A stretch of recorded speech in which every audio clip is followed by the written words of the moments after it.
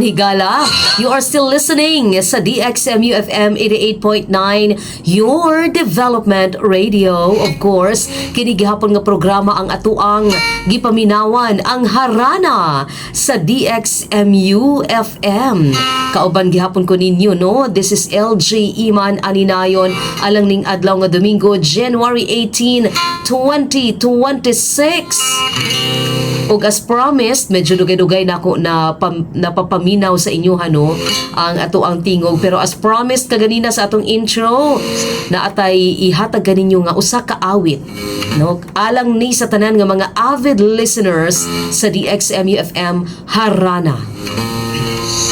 I don't know kung inyo ni madunggan ha, pero yeah, Imo Pakaron by Vernie Gonzalez.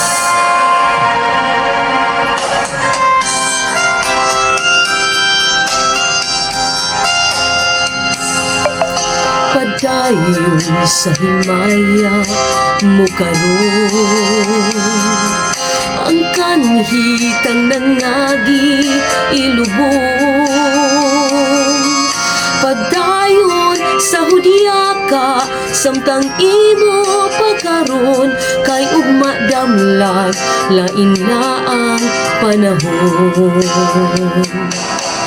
Pasagdan kung ikaw nga magbuhong sa imong pagmayanga, huway tupong. Kalimti kining luha na sa hilom hinuom, kay ugma damlag lain na kay sa karon. Apan kinitiman nga may adlaw raunya, ang tuman mong kalipay sa kalit lang mawala. Basulan mo ang limbong o panumpa mong bakat, mahanaw tanan mong pagmaya. Padayon sa himaya mo karon, ang kanhitang nangagi ilubong. Padayon sa hudyaka samtang imo pagkaron, kay ugma damlag lain na ang panahon. Apan kinitiman nga may adlaw raunya, ang tuman mong kalipay sa kalit lang mawala. Basulan mo ang limbong o panumpa mong bakat, mahanaw tanan mong pagmaya. Apan kinitiman nga may adlaw raunya, ang tuman mong kalipay sa kalit lang mawala. Basulan mo ang limbong o panumpa mong bakat, mahanaw tanan mong pagmaya.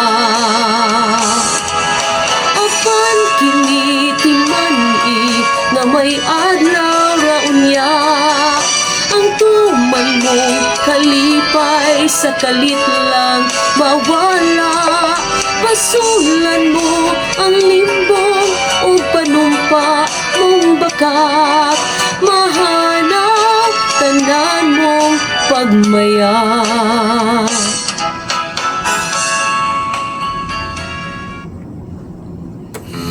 Ayun, alas 7:34 na gyud sa kagabhion.